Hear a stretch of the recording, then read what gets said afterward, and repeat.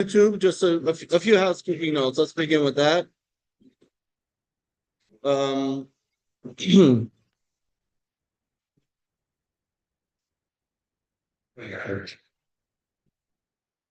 um, That's right. Good to hear myself. So a few housekeeping notes. First of all,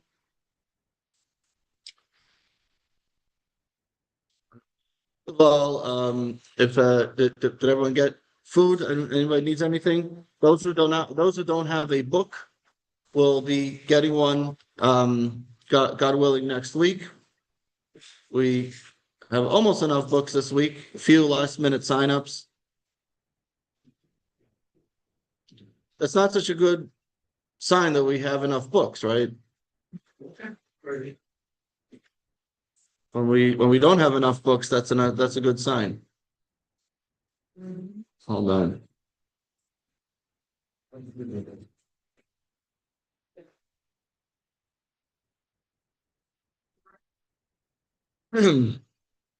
First of all, thank you to Rob for setting this up. Thank you to Rob and the other sponsors of breakfast that we have breakfast here. We appreciate it. This way, when you eat well, then you're able to think better. So, especially if you had lox and bagels, then you especially could think better.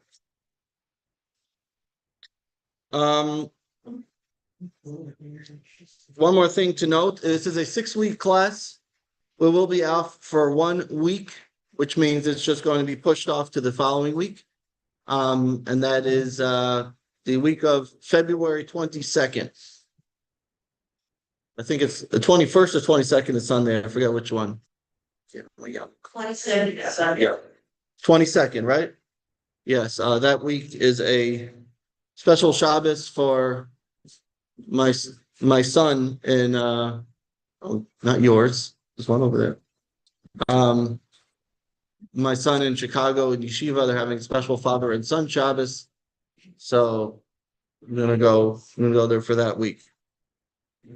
So we end up the first week of March will be the last one, which is also the day before Purim. 2 days. Well, yeah, Purim is Monday night. Okay, we're ready to begin. Just a reminder. Also, as I said, we do have the YouTube, which is recorded. For those that want the YouTube made public, due primarily to copyright laws, I cannot make it public. So, but those that do want particular classes, I send you the link, and you can watch it from the link that I send you. Now, and finally, as we've done in other classes, I do ask that you hold off questions for the sections that we have. We're going to have a few areas in the class where we'll pause and allow for open questions, discussion. This way everyone can be involved. If you have something that you're not sure about, write it down and we'll try and clarify it. Is there a That's a really question. When? 15?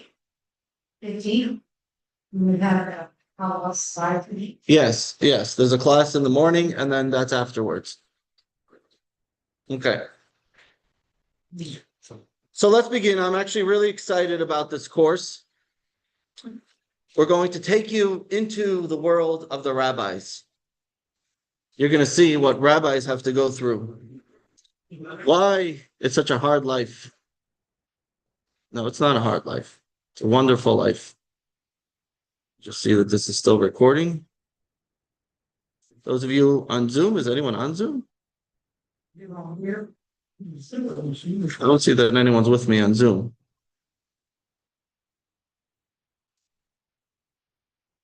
So, did I do something wrong?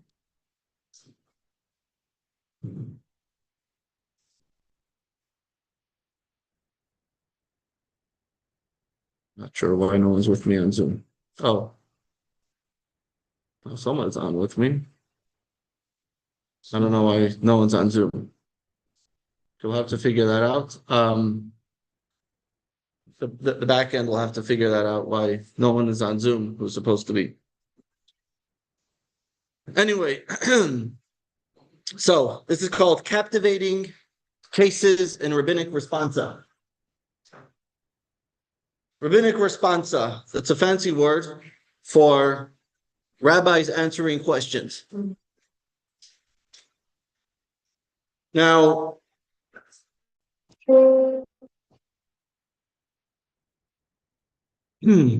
this is going to tell us a number of things about Jewish life. One thing it's going to teach us is how Responsa reveal unshakable Jewish loyalty. We're going to begin with a story, and then we'll see how we know the story and how it's connected to our course. This is a case that's occurred in the year 1300 in Spain. At that time, there were two wealthy, well-connected Jewish men, and they found themselves heated conflict with the Kahal. Now, those who grew up outside of the United States, or some of you did, you'll know that even till today, the way most communities work is there is a kehila. Kehila means a Jewish community. And then there are the Rosh Kehila, there's the heads of the community. I remember when I visited Russia a couple of years ago, I was sent to a town called Kurgan, which is all the way in White Russia. There's some more locks in the kitchen if you didn't get locks. And when we went there, there was the community, and we dealt with the community, and there was the Rosh HaKol, the head of the community, and it was to him where they sent the boxes of matzah or whatever was for Passover, matzah, wine, whatever was needed for the Passover Seder. And the Rosh HaKol, the head of the community, he was in charge of preparing everything. So in this case, you had the leaders of the community. They were two wealthy Jews. But the way it worked was that the government, some governments at the time, at least the Spanish government at the time, they didn't really care, specific taxes that were being collected. What do they say? Everything in life is inevitable, especially taxes, or nothing in life is inevitable, aside for taxes. Well, you're going to pay taxes. But the thing is, the way it worked then was there was an easier way for them to collect taxes, and that was simply by going to the head of the community and saying, we want to get X amount of money from the community, go figure it out, collect it for us. So that way they don't have to start going after each individual. Now, what happened was that there were these two wealthy Jews, and their job was to also collect the taxes. And so they were collecting, and then came a question. And this was acceptable practice in the community. That the ones that are collecting the taxes, they would be exempt. So because they are working on behalf of the community, it was probably not by choice of the others, but this is the way it was. Whoever collected, they had the power, and they exempted themselves from taxes. But what's interesting is the question that now comes up. Community is now as frustrated as they are with that situation, and now becomes worse. Why? Because now the king has some other decrees. What happens? So just so you understand what life was for these people today, I mean, we're complaining about Mamdani. Okay, look, this is what life was for many of these communities. You had violent and dangerous mobs who would run wild in the Jewish communities. And this became a custom that every year on Easter, this was a special way for them to celebrate the holiday by attacking Jewish communities. And they would wreak havoc and throw stones or whatever they would do. So now you have to get some protection. Now, there was no Second Amendment, so you don't have the community, every Jew 22. So you got to get protection. How do you get protection? You have to get it from the higher up, the authorities. Now, what are they going to want for protection? Money. So now they have to collect more money in order to do that. It's like in our school where I send my kids in Orlando, you have to pay tuition, and then suddenly there's a fee, a security fee on top of that. It's not part of the tuition. So everyone has to chip in the security fee. So they had to put in their security fee. So now these two wealthy men who were the tax collectors, they now refused to pay. And they argued that they had a royal tax exemption and that it extended to all levies, which included these. Now, the tension didn't end there. They also, at the time, Jews were required to wear a distinctive badge marking them as Jews. Now, we know, what that is. We have a Holocaust survivor here, and he knows what it is to have to do that. But the truth is that that wasn't the first time in history. It was in a number of times throughout history that Jews were required to have some sort of identifying mark. It probably didn't look exactly like that, but some sort of identifying mark telling them that they are Jewish. And what they did was they tried to make at least that it should not be as visible. It could be maybe a little bit smaller. And in order to do so, this costed money. And again, they had to collect money. And so the question was, these individuals, they refused to collect money. So to contribute to those funds. So you had a bunch of these lists of grievances against these individuals. Now, to deal with this, and to the credit of these two individuals, apparently they were willing to have the question addressed to a rabbi. And the question was, how do we deal with this? Are they responsible? In other words, it was accepted that they don't have to pay taxes. That was accepted. But what about these additional charges on top of that? So the Kahal lobbied to limit the scope of this decree, and they wanted to have these two individuals to pay for it. So what they did was, and this is how we know the story, because they now presented a question to the rabbi of the time. And his name was the Rashba, Rabbi Shlomo ben Aderes, from Barcelona, Spain, known as the Rashba. We have some of you may have heard of the Rashba. Anyone heard of the Rashba? Rashba, there's many great teachings from the Rashba, but he also has a book of Responsa. Okay, and this goes back, and by the way, this is, and just aside for this is about Jewish history, why we could be much more specific in our Jewish history, because we know, from actual people, from these responses. So let's take a look at text number 1, page number 3 in your book.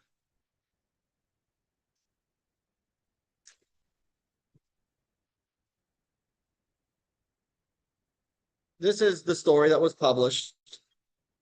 Reuven and Shimon were exempted from all taxes and levies by a royal decree bearing the king's seal. Later, the community incurred significant expenses for communal needs and protection. This included paying bribes for safety during the Christian holiday and funding municipal improvements. They also spent heavily lobbying against the large badges that the king decreed all Jews must wear, successfully reducing the size of the badges by half and securing an exemption when wearing a cape. The cape was another form of a Jewish identity. By the way, you have today, like in some communities where they wear long garb.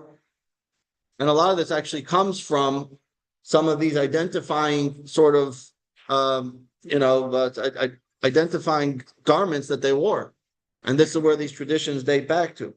So there was actually a cape where King James I said that instead of wearing the badge, they could wear that cape. Anyway, additionally, the king had decreed that Jewish creditors must forfeit the entire loan if two non-Jewish witnesses testify that they charged interest above the legal rate. So, I'll explain that in a second.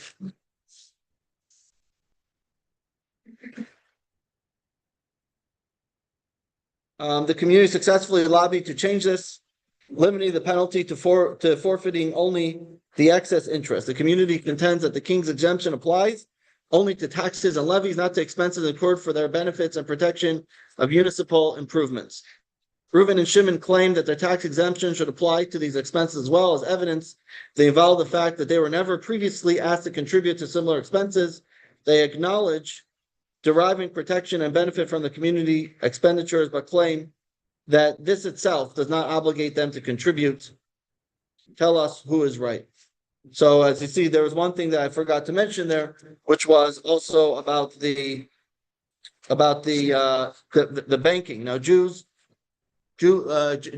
banking goes back many years. And why were Jews bankers? You know why Jews were bankers? Because they were exempt, or they were not exempt. They weren't allowed to be involved in many other businesses. They were barred from doing other types of businesses. So they literally made a business out of money, which is what banking is. Now, what they did was, the king at the time, he lowered the interest rate, and they were only able to gain a very minimal profit from that. So what they did was they started lending under the table, or today they call it hard money. Right? They started lending hard money, so they got more. They started bringing in more money, and then the king said any of these loans are forgiven. So they said, okay, 1 second. You don't want us to get the interest. At least let us get back the principal. So again, in order to lobby the king, you have to pay money. So that was the third thing that was mentioned there. Now, so we see here this story, and it was presented to the rabbi. And as I said, to the credit of these two individuals, they said, present it to the rabbi, and let's see what the rabbi says, and we'll accept that. And he issued a response siding with the community in this case. And the full answer can be found a little bit later in the end of this lesson, where there is rulings and resolutions. At the end of the lesson, you could read through it at length. A lot of it is very complex and quotes different Talmudic sources and stuff like that. So we're not going to go into the details. It's beyond the scope of this particular lesson. But the Rashba, who has many of these fascinating answers, actually about 3,000 of them just from the Rashba alone. He was only one scholar in a long and vibrant tradition. And this has really begun centuries before. And many of these have been lost throughout history. If you have about 6,000 rabbis who have their printed answers, or they're just the printed ones, which is encompassing about a total of 650,000 halachic questions and answers that are available today. So where's our lawyer in the room? How many bookshelves can you fill up with American law? Now compare that to how many bookshelves you can fill up with Jewish law, with just questions and answers in actual cases that were presented. And remember, this is only those that actually survived. Many of them have been destroyed over the centuries. And that's only the ones that were actually printed. So these are real life questions and answers. And essentially, this is a case law. And the Torah library spans multiple genres, each one with its own rhythm and style. And in order to make it more simple, this is what we call Sha'alot U'Tshuvot, which means questions and answers. or simply translated here as responsa, or sometimes shut, which is short for shalot tshuva. Shut is put in a category of its own. So take a look at figure 1.1. If you want to take a look at the different categories of Torah's literature, you have scripture, foundation of Torah knowledge, Talmud, which we had a course last year, those who remember, on Talmud, Medrash, the homiletic teachings, Kabbalah, Halacha is Jewish law, and then Shalot to Shuvot goes as its own section within Halacha, because this is not just simple law, but this is dealing with actual cases. Then you have Hakira, philosophy, Chassidut, spiritual wisdom, which we just had a whole course on Chassidut, Musar, Diktuk, history, liturgy. So we're going to be focusing primarily on the Shalot Uchuvot. The genre of these response has long been cherished by the Jewish people, and it helps the functioning rabbis in the process behind their laws that they come up with. And so what we're going to do is we're going to pull back the curtain to open up the door of what a rabbi has to do in order to come up with an answer. And we're going to see how this sausage is made in the complex process applying and deciding halacha. So that's number one. A reason why Responsa is so important, because it gives us a glimpse into how Jewish law is crafted. How do you get from Torah from Mount Sinai to dealing with question in AI, or things that can be produced or modified in a laboratory, like lab-produced meat, or questions like that, which we're going to get to. A lot of modern questions is going to be in lesson 6. Now, second reason why it's so important is because this gives us a glimpse into Jewish history. Let's take a look at that. Excuse me. Let's take a look at text number 2. A special importance attached to the Responsa as a primary source for knowledge of the history of the Jews in the various countries. Responsa literature has one advantage over such other accepted historical sources as chronographies, official documents, biographies, etc., since evidence it affords is undecided without any specific historical purpose or intention. Moreover, while in general the accepted sources preserve only important events, the Responsa echo the humdrum daily life of ordinary person, his folkways, beliefs, dialects, and of a particular importance, details about the lives of villages and townsmen whose identity is completely blurred in the usual sources. Since the beginning of modern Jewish historiography, the Responsa literature has been drawn upon for this purpose. So this gives us a tremendous insight into Jewish history, and this is giving us from real life people. While a lot of historians, and especially we see that today, try to either at best whitewash history, or at worst completely deny it or change it, when you have an actual story, an actual document, this is undeniable. Now,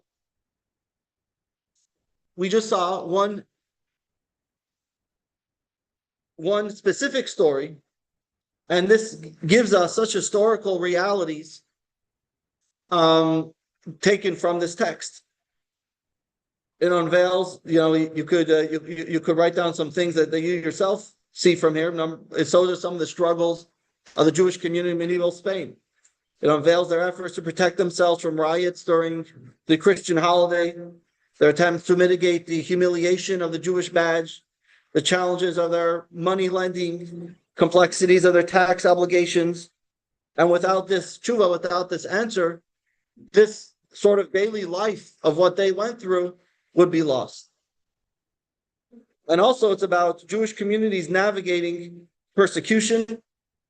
It involves the soul as well. In other words, it's teaching us how to uncover that Torah was not just something that was theoretical that was taught, once a year on Yom Kippur, and then or on Shabbos, they would read the Torah. But Torah actually was lived with in a daily life.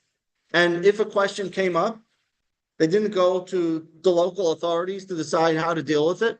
They said, how does Torah tell me is the right approach in this situation? So even something as simple as a tax dispute. And here the Torah is giving us the response on how to deal with this.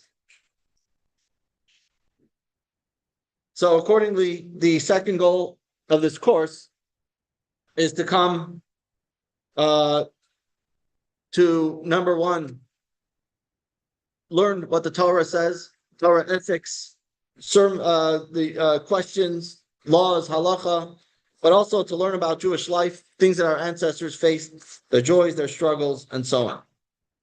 We're going to take a look at the map of this course, mapping this course.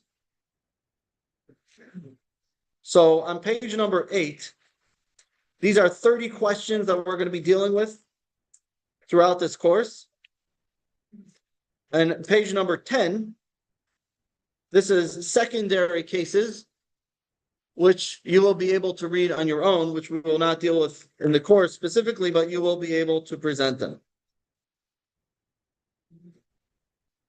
And this, as you see, spans from 1958 Brooklyn to 2025 to 2022 in Beit Shemesh to the 1300s, basically going back to the 1300s and everything in between. I'm not going to read through this all, but I'll let you see. But just so we're going to sort of map out what we're going to do in the course, lesson 1, we're going to focus primarily today on questions rather than answers. And we're going to see that the questions themselves provide significant insights. Now, it's not that I'm trying to evade the answers, not that the rabbi is trying to get off scot-free. The answers are there, and you can read through them. But if I was to go through every answer, we would have to have another 5 hours to our lesson. But what we want to focus on today is just to understand where questions are coming from. As we saw, a question comes up, and how much rich Jewish life comes out of that one question. Number 2, in lesson 2, we're going to unveil the key elements that come before a rabbi can craft a response, the reality and nuances of the situation, and how this could lead them to unexpected places. Rabbis have to be very knowledgeable, not only of Torah, but also the world. And that is lesson 3. We're going to apply precedent to resolve halachic questions and how to take these circumstances into our case based on previous precedents. Lesson 4, we'll deal with some counterweights, some broader halacha values that come up in the scales of decision making. Lesson 5, we'll highlight the rabbinic response that's not only about book knowledge, but wisdom about people and life. And finally, lesson 6, intriguing questions about emerging futuristic technologies that come up. You'll have to wait all the way till lesson 6 to get that. Okay, any questions? That's what the whole lesson is about, questions, right? Yes. I'm sorry? Yeah, they're in your book. Yes, we're not going to teach that. That's not going to be part of the lessons, but that you would be able to read it. So you have plenty of stuff to read. As you probably noticed, those who have been to previous courses, this student book is a little bit thicker than some of the ones in the past, and that's the reason, because there's a lot of material. So you could keep it on your nightstand and read through it whenever you want to really make yourself tired. Okay. So now we're going to move on into, again, some real life questions. We're going to analyze three specific questions. Today's questions are going to be mostly associated with hardship and adversity, but there's some good questions as well. Not everything is about difficult times. There are also some happy times, and we're going to get to those. But as I said, today, we want to focus more on the questions to show what bothers a person, even in the most difficult times. And then we're going to end off with a fascinating question that was brought to a rabbi to answer with regards to King Henry VIII. And why would he turn to a rabbi with a question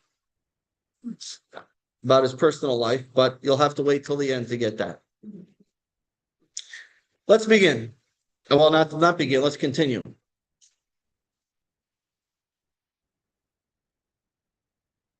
So, from the year, let's first understand how this whole question and answer thing started. From the year 2448 from creation, the Jewish people left Egypt, and God brought them to Mount Sinai and gave them the Torah at Mount Sinai, the 10 Commandments and the Torah. What we know today is the 5 books of Moses. We take it out, we read the Torah.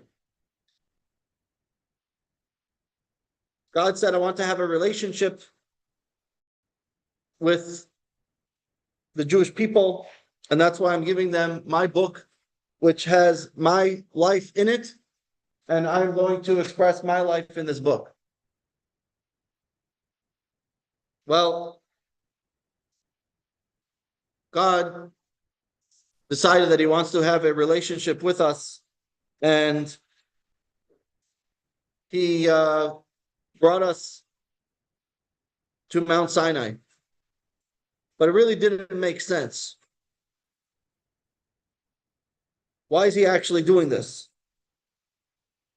They tell a story that little David was in school and he was hearing his teacher say, the children of Israel were in Egypt, and God took out the children of Israel, and God brought the children of Israel to Mount Sinai. God gave the children of Israel the Torah. So he raises his hand and says, teacher, what were the adults doing then? But imagine if you have, and this really explains what mitzvot are. What's a mitzvah? How do you translate it as a good deed? But actually there's another translation to the word mitzvah, and that is attachment. What does it mean, attachment? So let's explain this. Imagine if you had a very, very great man. In order to stay out of politics, we'll name him Albert Einstein. And he is in Princeton University walking around, and he's deep in thought. And he's taking a stroll, thinking about all this great scientific ideas, and walks by a guy, we'll call him John. John is walking by, and he's also strolling, and John is a janitor at the school. Now, as you can imagine, there is no real association between the great Albert Einstein and this janitor.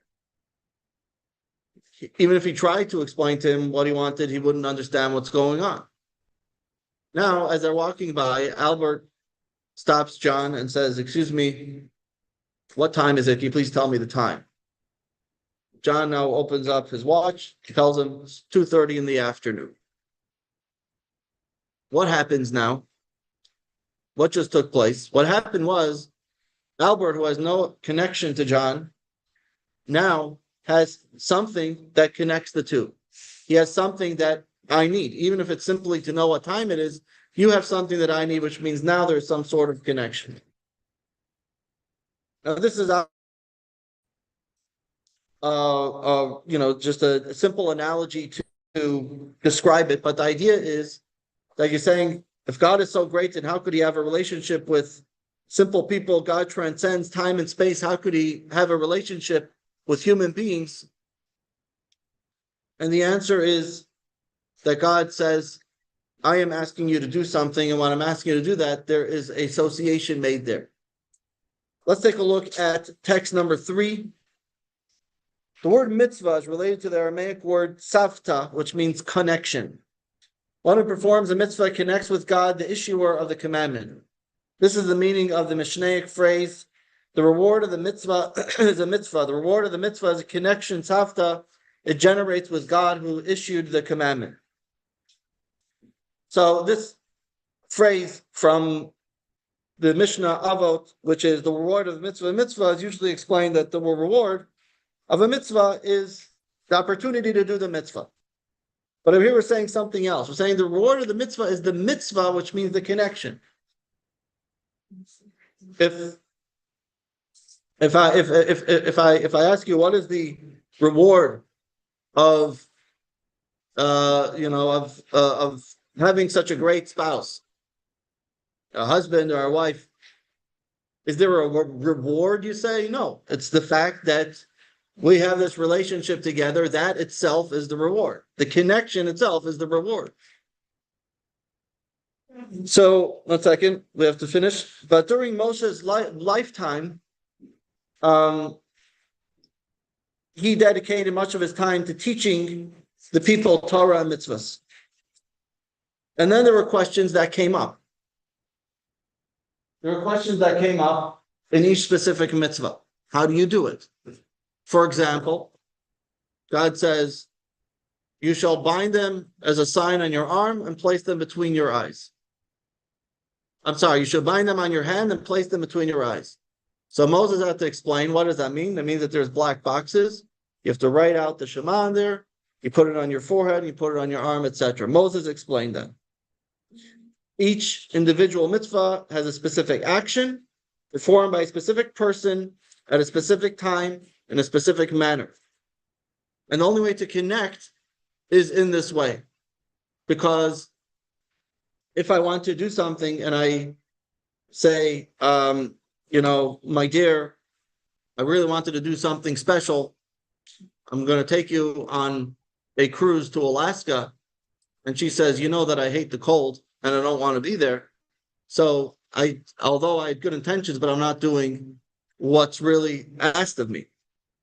It's interesting that tonight is Rosh Chodesh Shvat. Rosh Chodesh Shvat is one of the few dates in the Torah. We talked about this yesterday. There aren't a lot of dates in the Torah, but the Torah does give the date, the Rosh Chodesh Shvat. And it's the day that Moshe explained the entire Torah and gave it over to the Jewish people. And the Torah says that date. Now, what would happen after Moses passes away and he cannot anymore explain what's going on? So Moses says, I'm going to tell you what to do.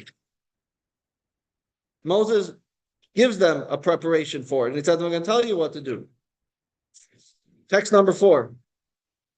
If a matter eludes you in a case, this is from Deuteronomy, if a matter eludes you in a case involving capital punishment, litigation, reppers marks, or any case in which there is a dispute in your cities, you shall set out and go to the place that God shall choose.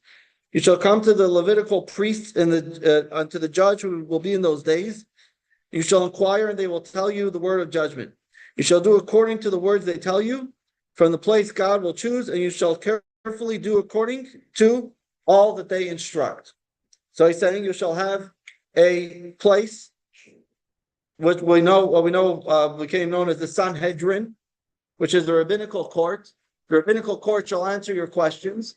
It shall be in the place that God chose. In other words, ideally, the Sanhedrin should take place in the Beis HaMikdash, in the Holy Temple in Jerusalem. And this is always the case throughout history. Every community had their small group of judges. If they had a question, they would present it to a higher court, maybe in a larger city. If they still couldn't answer it, they would present it all the way up to the Sanhedrin. And then the Sanhedrin, which is the central body of rabbinical court, would vote on it. And whatever was the majority, that's the way it was. And so there were things that were affected, decisions made for how Jewish life will be based on seeking guidance from a Torah authority in your time. Now, so this is something that was all the way from the time of Moses. It's not something new. Now, what happened was after the destruction of the Second Temple around the year 70 CE, the Sanhedrin began to decline. And a lot of it was due to Roman persecution. They opposed the very institution. They were afraid that it would bring Jewish autonomy and Jewish revolts. And so from the 4th century, the Sanhedrin ceased to exist. It ended up in the city of Tiberias, and we're told that that's where the Sanhedrin once again convened. There have been efforts throughout history to try and reconvene a Sanhedrin, which is an interesting historical discussion, but not part of our class here. With the disbanding of Sanhedrin, Jews do not anymore have a central Jewish halachic authority. So now you have to turn to whatever rabbi is available in your time. And so Jews around the globe continue turning to rabbis with their deep Torah questions and knowledge, trained in its application to determine the proper course of action in any given situation. And it's interesting that that's why you could end up with different customs.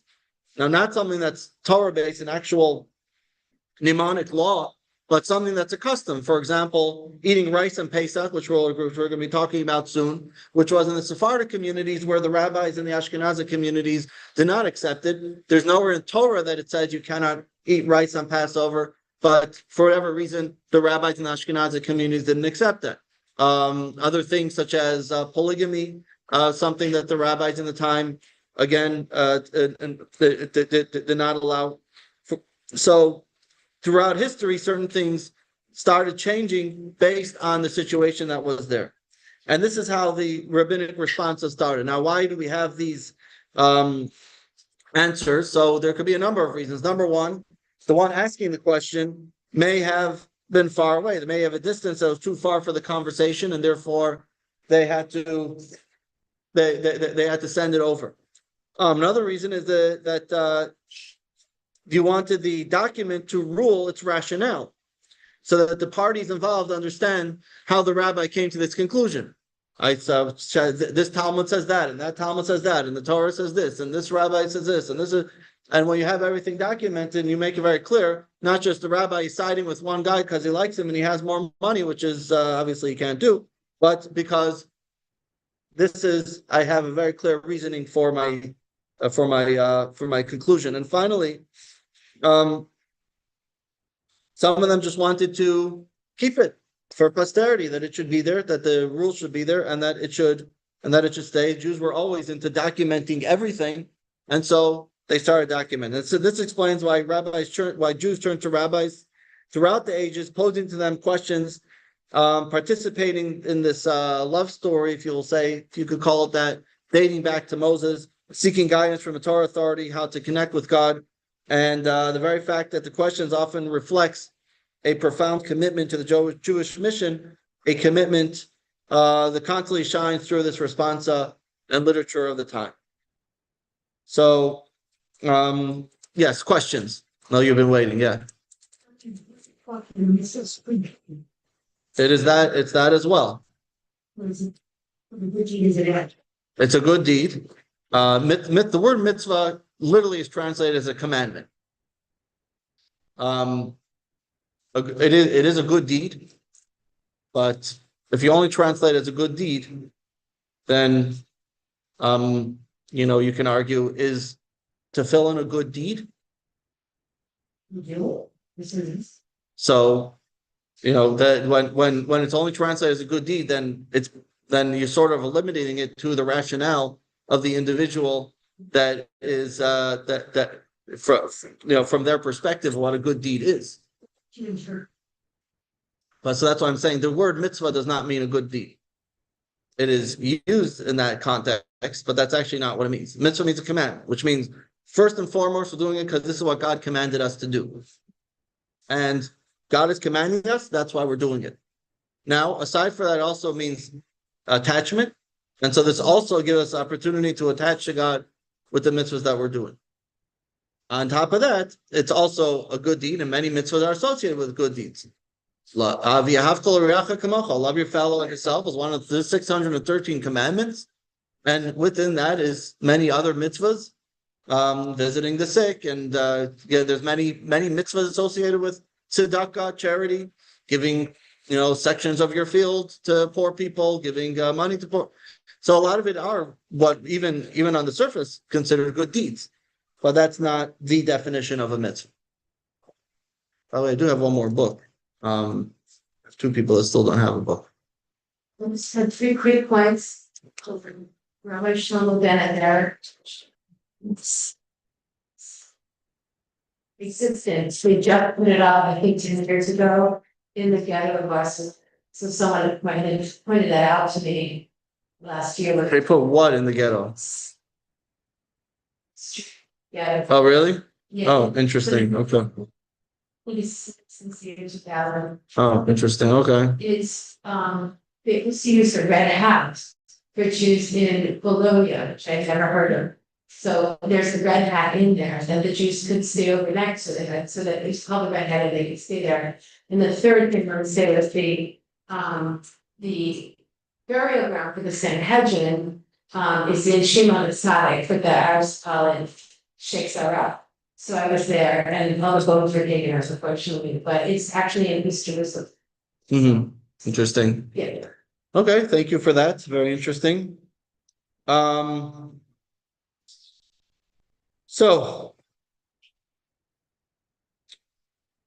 well, Shimon HaTzadik was from the last of the Sanhedrin, but there were others after that also. He was still from the earlier beginning of the Second Temple. Okay, let's continue. We're actually very behind in time, so I want to get through these cases. So let's now deal with these cases. In March 1732, Spanish forces began amassing in Alicante, Spain, not sure how you pronounce that, which signaled an imminent invasion somewhere in Algeria. Jews in Algeria were very afraid because then that meant endangering Jewish civilian life. Because remember, then there was a Spanish expulsion, and they were afraid that any country that's going to be taken over by Spain, that's going to affect the Jewish community there. So news reached the city of Algiers that the Spanish troop were building up on the city, and they were going to take over. They were now on the outskirts, and they were about to come in. So the Jews wanted to flee. So they began to seek shelter in fields, barns, bathhouses, attempting to maintain some sort of normal life despite the upheaval, as they were afraid that if they begin marching through the streets, the first thing they would do is go after the Jewish community. So they were hiding. In the end, there was no invasion of Algiers. They ended up invading Oran, which is a city on the coast of Algeria, as you see in the Spanish conquest, figure 1.4.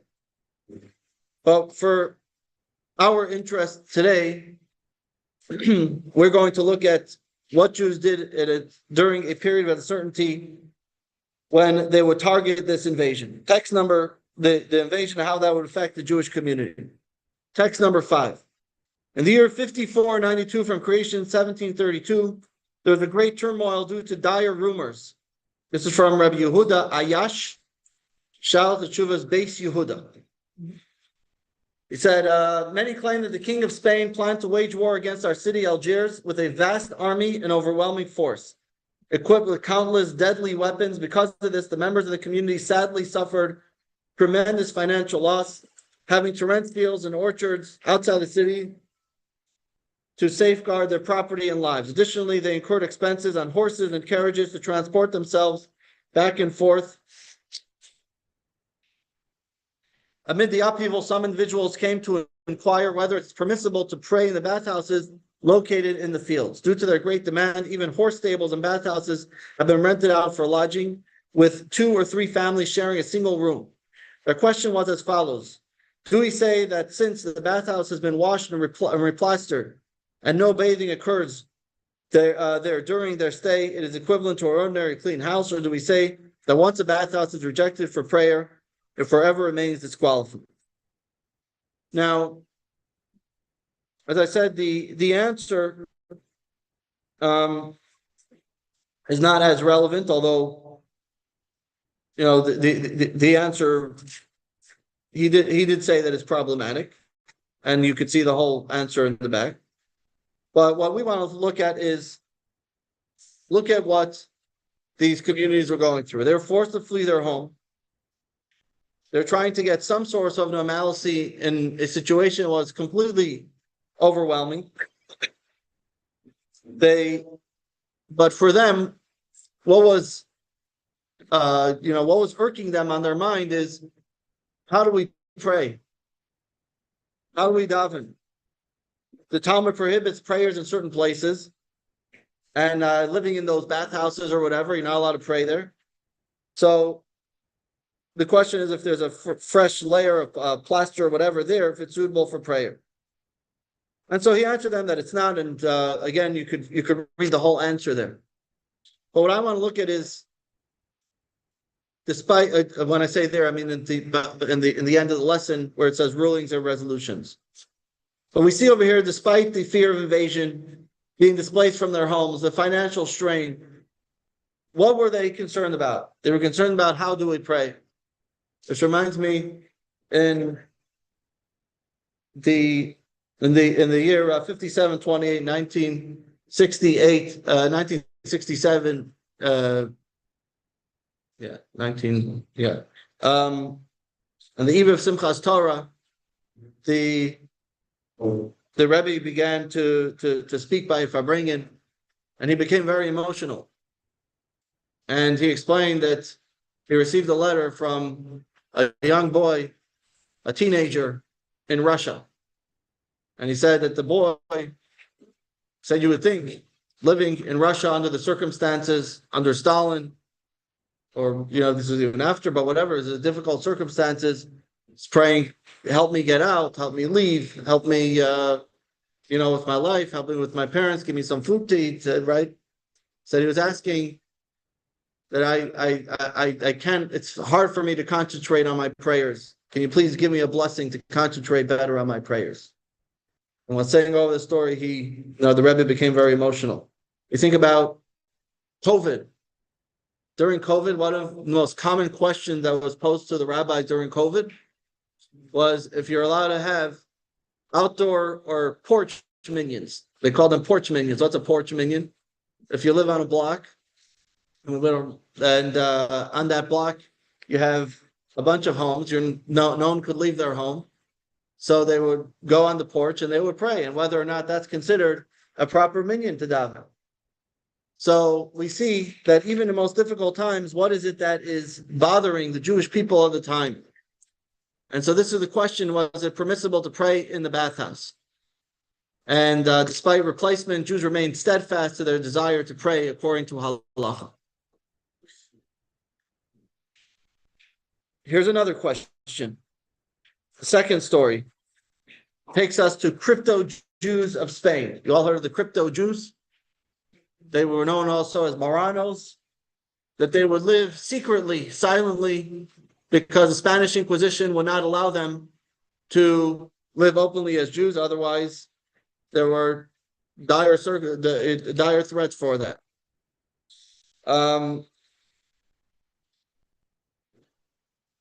So many people, many Jews converted, at least openly, to Christianity. Some of them fully, but many of them under duress. They did not fully embrace it, but they tried to live as much as possible, as a Jew.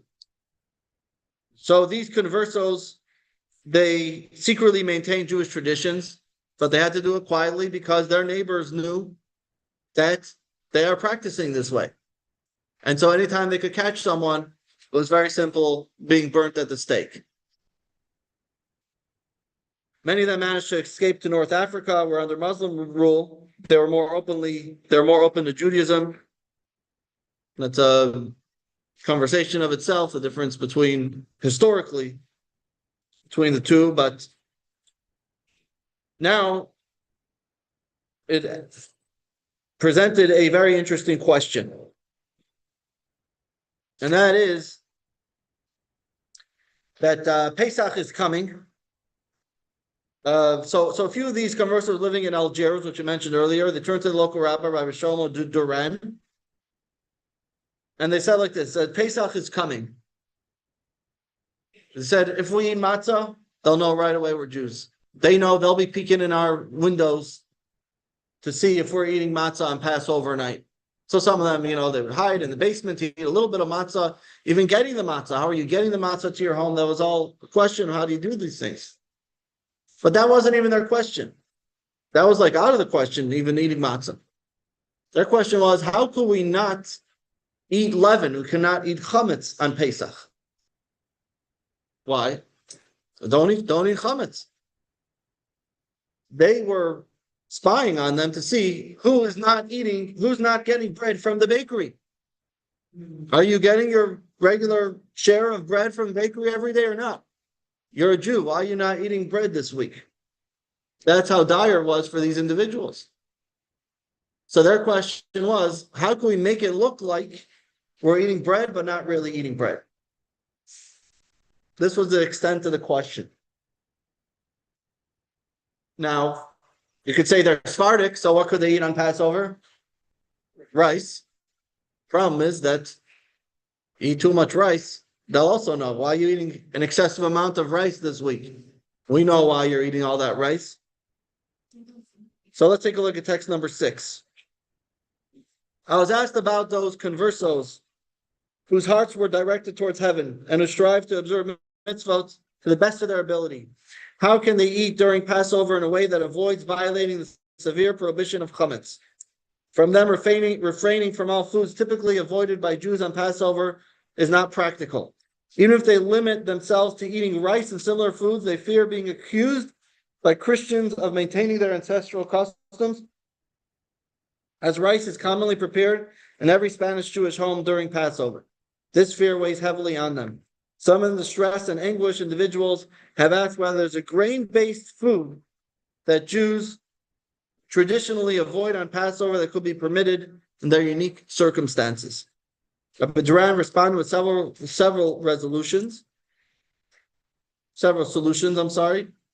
And again, this in specific, you have the rulings and resolutions. But some of the things that he told them was,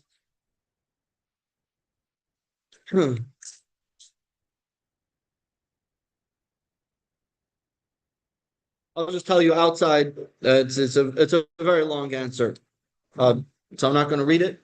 But a few of the solutions that he offered was, number one,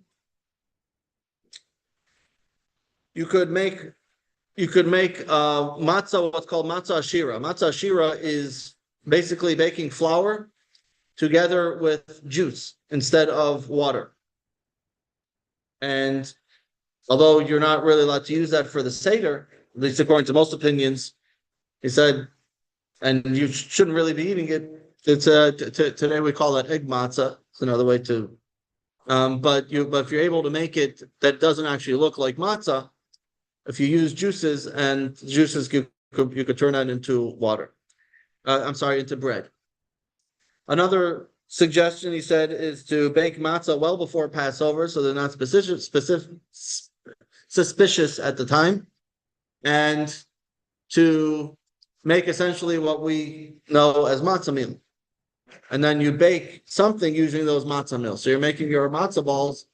If you have a way to make that to bread like using matzah meal, which is essentially what a lot of like the Passover cakes are made out of, using that sort of thing.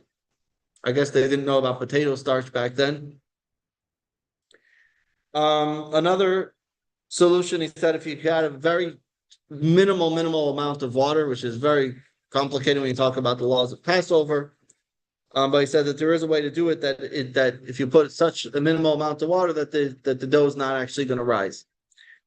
These are a few examples that he gave, but again, taking a look at these questions being presented, extreme turmoil.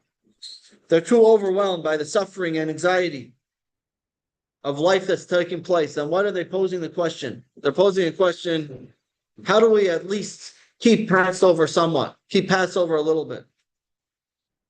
They knew they couldn't fully observe Passover. Instead of saying, if we can't do Passover, let's just, let it all go. But no, they said, no, I'm a Jew. I know that as a Jew, this is what I have to do.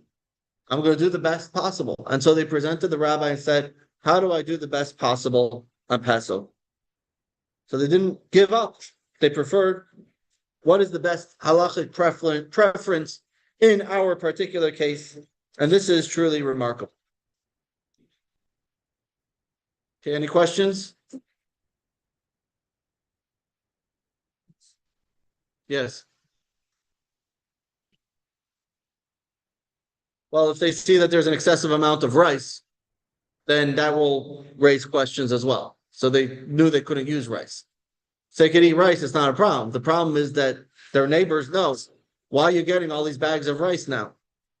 We know, right? They track them. This is what source of life. So, and by the way, merely asking the question was risky as well. So they didn't ask it. They needed their friends who were living in a safer place to ask it on their behalf. If you look at the actual wording, you'll see it says it was asked on their behalf of these individuals. And again, the observance was at best going to be incomplete. Any other questions? Yes. Well, they were buying flour, right? If they were able to buy flour, then I mean, I'm not. I guess the way I presented it before is that it sounds like they're going to the bakery and buying bread. But it could be that it was if they're buying flour, then they could see well they're still buying. So yes, but they'll know matzah. So how do you package that matzah to look different than matzah? I guess these are a lot of technical questions, but it's really hard to understand that kind of life unless you're actually living it. To know what it means that literally your neighbor or your guy next to you, I would assume that they probably went to church or whatever, and they were going to friends' parties and whatever, and they were able to know what's going on, and they always had this sort of question on these people. Remember, they were conversos, which means that they were originally Jewish and they converted officially.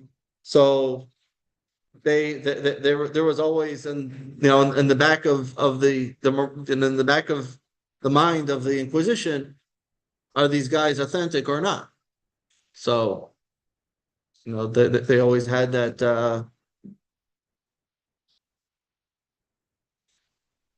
The next question is a really disturbing and difficult one, but again, it brings out the Jewish resilience in the most dark and difficult times. So this question was presented to Rabbi Tzvi Hirsch Meisels, who was the rabbi of Weizen, Hungary, in the late 1930s. And he recounts the harrowing events on Auschwitz and the day before Rosh Hashanah in 1944. He wrote a responsa, Rabbi Tzvi Hirsch Meisels wrote a responsa called Shailat Utshuvos Mikadshe Hashem, which literally means the questions and answers of those who sacrificed their lives for God's in God's name.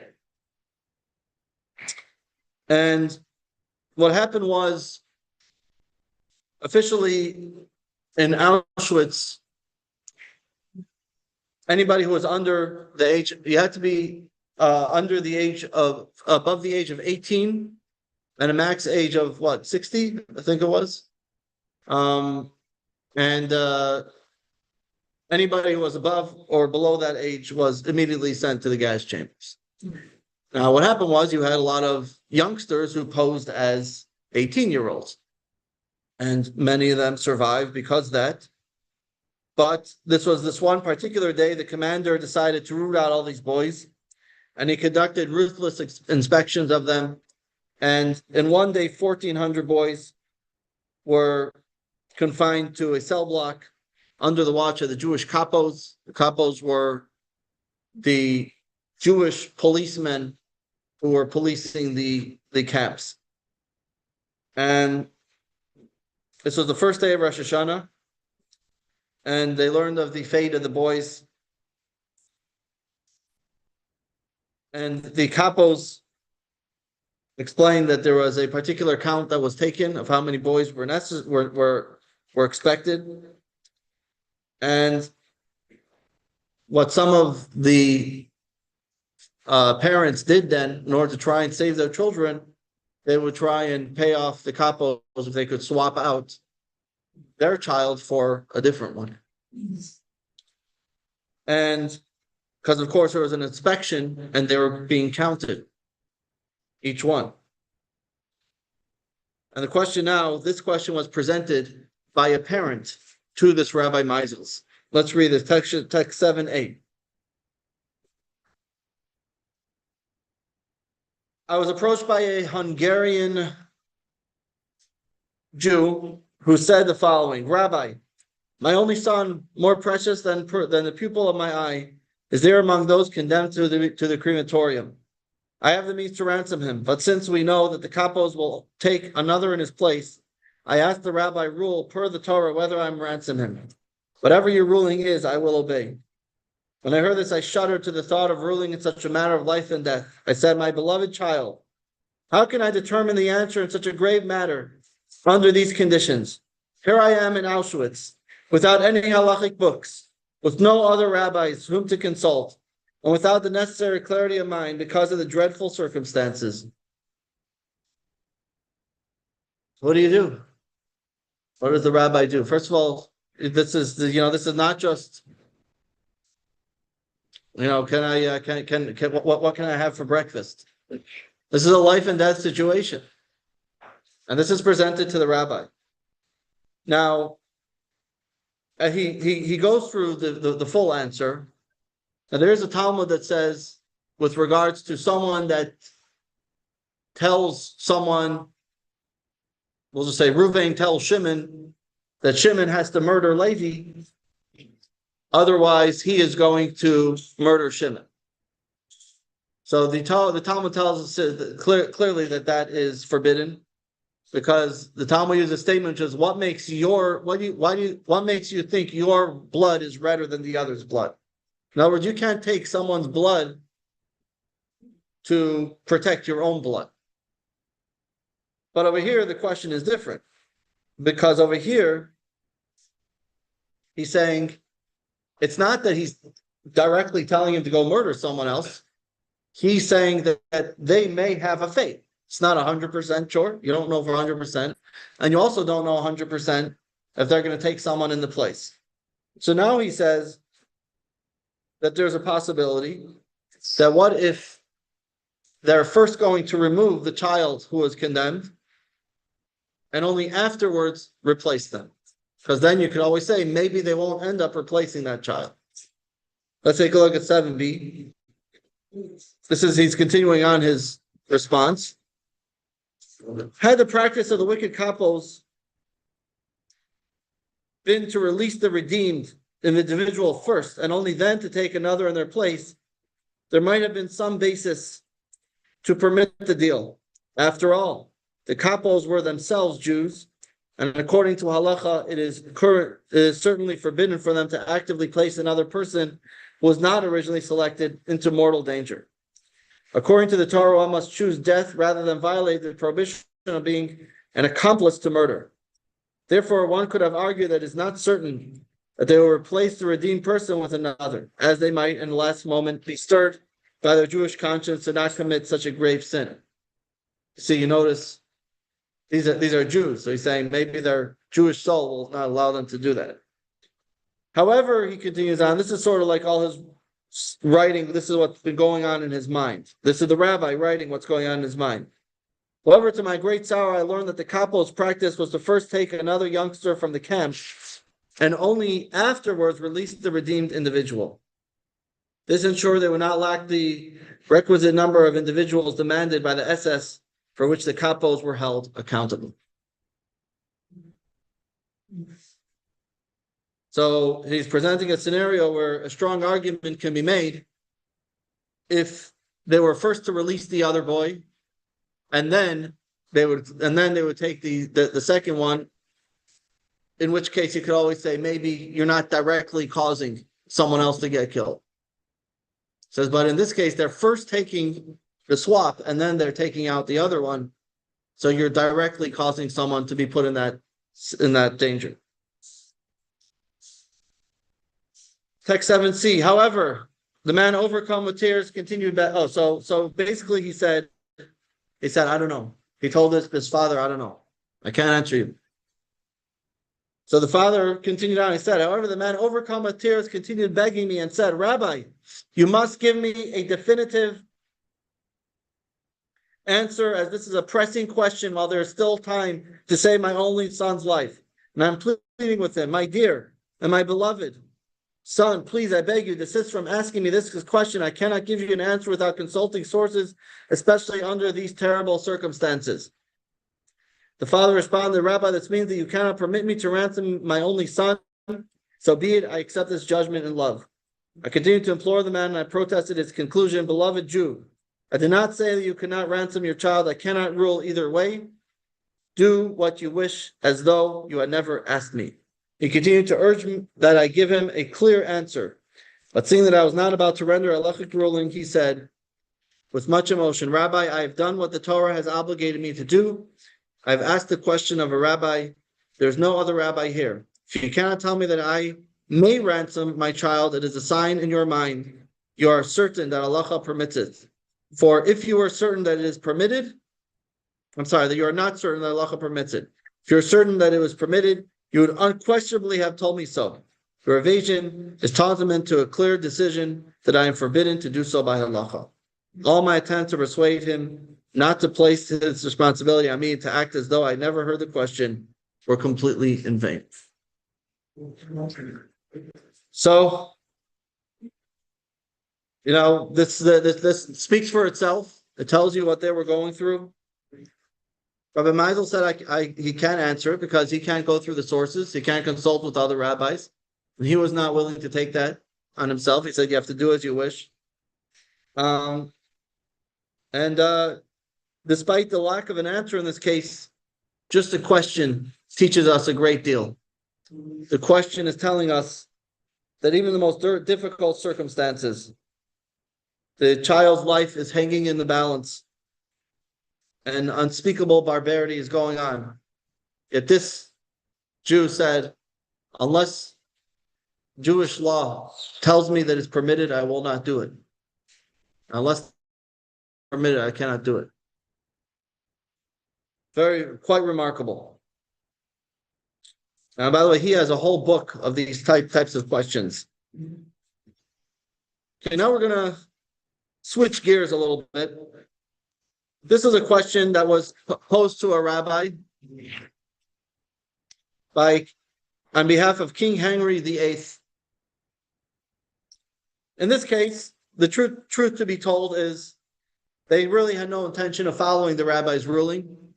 Rather, as it was in many of these situations, they wanted to sort of compel the rabbi to follow what they wanted to hear. And as this was presented to the rabbi by a priest, no less, and he wanted the rabbi to give the answer that he wanted, and if not, he surely would not have listened to the ruling of the rabbi. But it was a rabbi that was a question that was presented.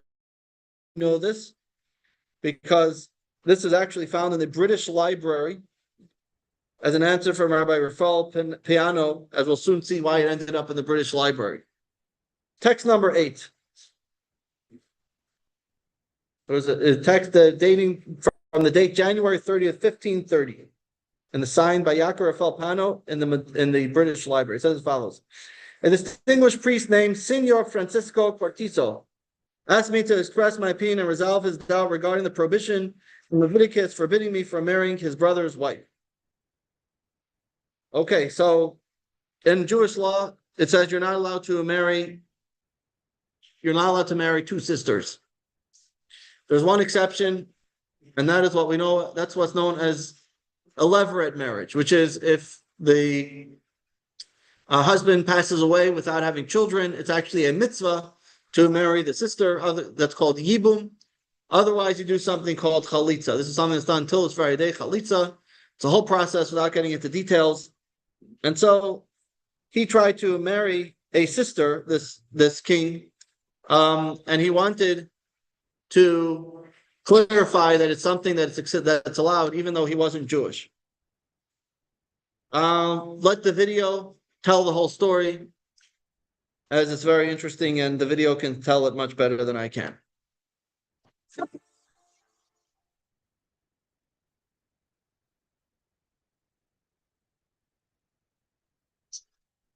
Rising tale of political and religious upheaval has sent shockwaves across Europe in the 16th century, a saga that led to England breaking away from the Catholic Church.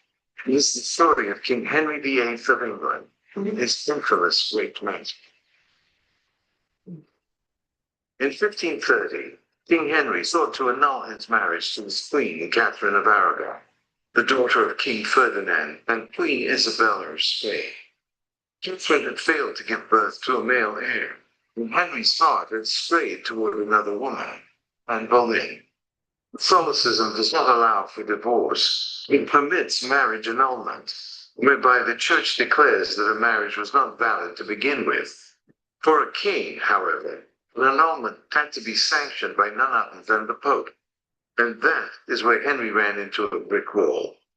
Clement VII refused to provide a marriage annulment. Why was the Pope opposed to the annulment?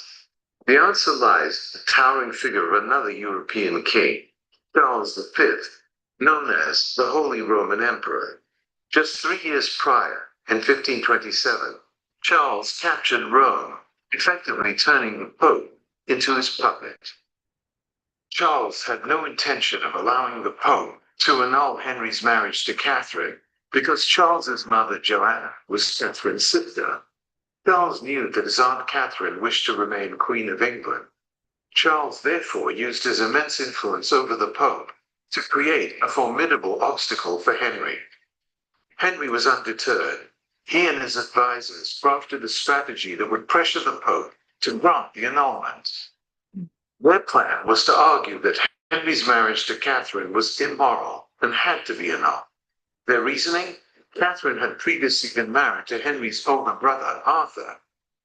Back in 1501, Catherine married Arthur, the heir to the English throne. Their marriage was arranged by their parents, creating a powerful alliance between Spain and England. Tragically, Arthur died just months later, and his short-lived marriage to Catherine yielded no offspring. To preserve the alliance, Catherine was subsequently married to Arthur's younger brother Henry in 1509. Their marriage required a special papal dispensation, because marrying a deceased brother's widow was rare and controversial in Catholicism. Henry's team now sought to exploit this unorthodox history to pressure the Pope into annulling the king's marriage. They did so by gathering testimonies from various scholars, claiming that marrying a brother's widow was a grave sin. It should not have been allowed to begin with. Curiously, they also hoped to approach Jewish authorities for support. The problem with consulting the Jews was that England had expelled all of its Jewish subjects some 240 years earlier in King Edward's 1290 Edict of Expulsion. King Henry therefore dispatched a close confidant, Richard Coke, to Italy. His mission, to secure evidence from prominent Jewish scholars that marrying a brother's widow was a grave sin. The challenge with this endeavor lay in the fact that while the Torah forbids a man from marrying his brother's widow, Deuteronomy explicitly carves out an exception. If a man dies childless, it is a mitzvah for his brother to marry the widow to establish a legacy for the deceased. This is called yibum, or levirate marriage. Henry's marriage to Catherine seemed like a straightforward case of permissible yibum. Richard Coke's plan, as revealed by the letters he wrote during his mission in Italy, was to enlist rabbis who would limit the scope of the mitzvah of yibum, making it inapplicable to Henry. For instance, he sought rabbis who would rule that yibum was only a mitzvah if the husband died during the betrothal. That yibum was forbidden if the husband died after consummating his marriage. He also sought rabbis who would testify that yibum was only permissible for Jews, but not for non-Jews. Ultimately, Henry's research project was in vain. The Pope wasn't about to change his mind. Seeing that he was unsuccessful in securing an annulment from the Vatican, he chose to break away from the Catholic Church and to establish the Church of England. On May 23, 1533, Henry's newly appointed Archbishop annulled his marriage to Catherine. and Henry crowned Anne Boleyn as his new queen. For the Jewish people, this historical episode marked a rare moment in which a Gentile monarch sought guidance from Jewish wisdom.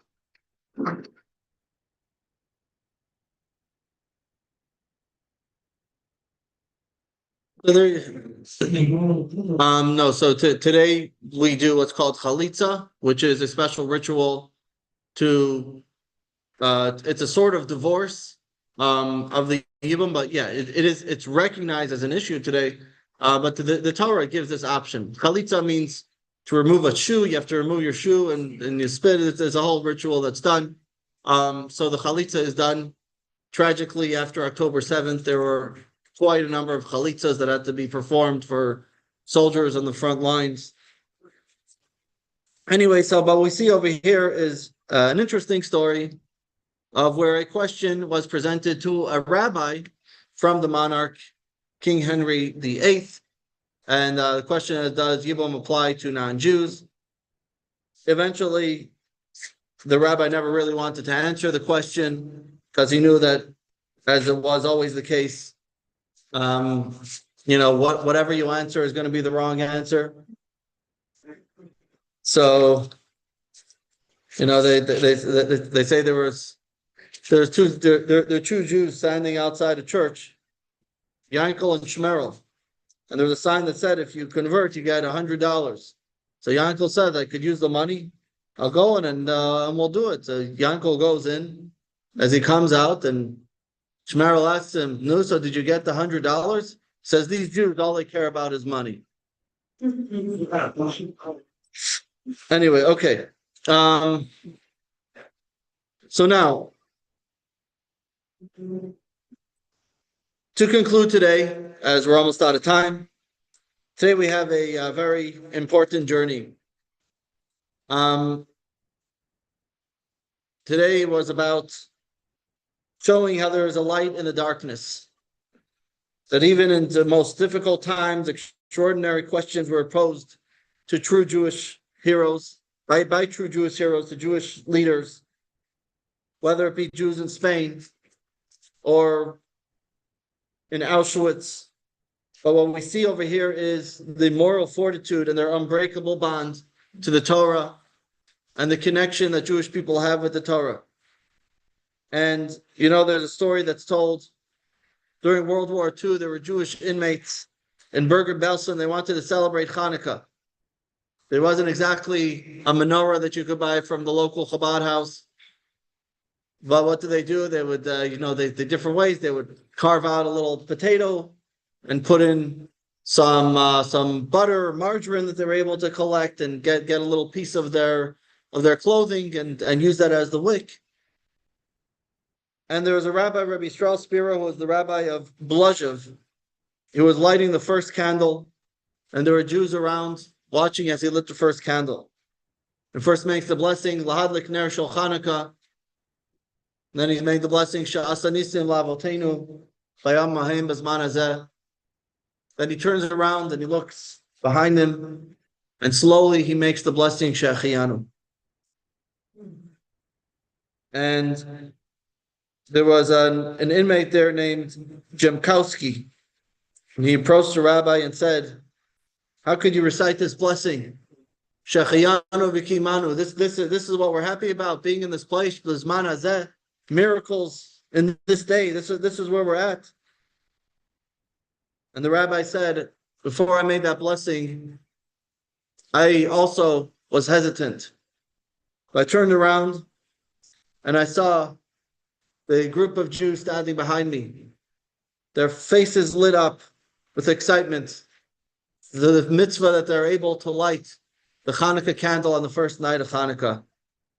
He said, with that, I said, how could I not make this blessing, Shechianu? And so this shows us, even in most difficult times, Jewish people knew, as Jews, we follow the Torah, we follow its ways, and we want to do what's right. What's the right thing for a Jew to do? And so this is a great lesson that we could learn today. That is, we live in free times, and even though people think that anti-Semitism is the worst that it's been. It's not. We've been through a lot worse times. And we still live in a free country. And we're able to live as Jews openly and publicly. And think about what they went through in those days. And what we, with a very minimal difficulty, could do to keep our Jewish tradition, our Jewish faith, our Jewish heritage.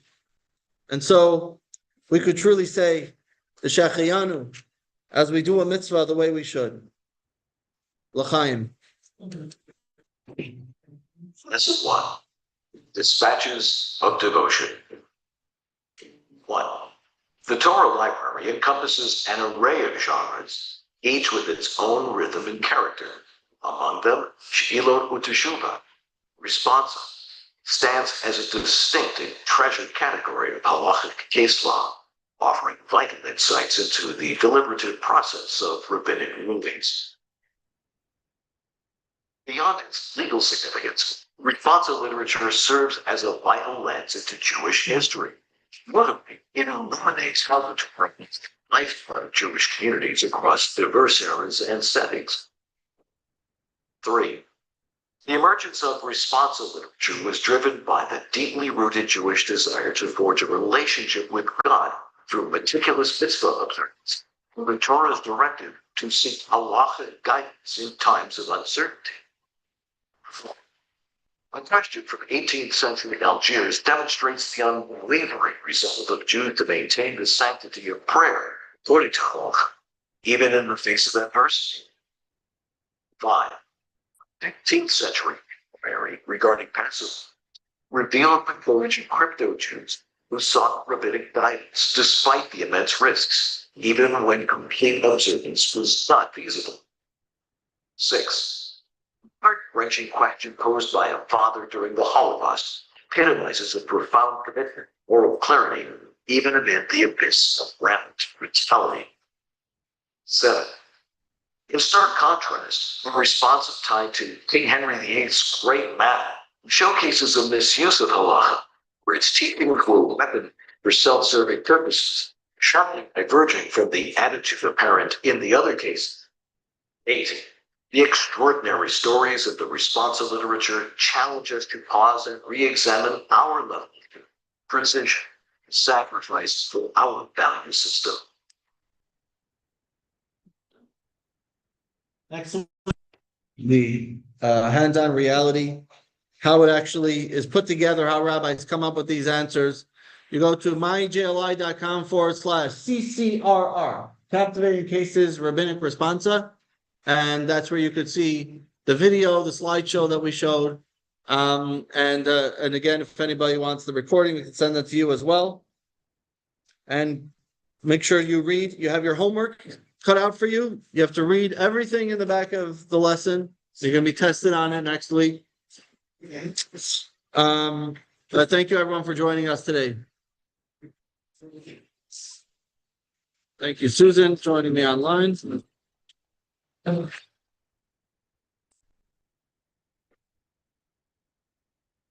Second.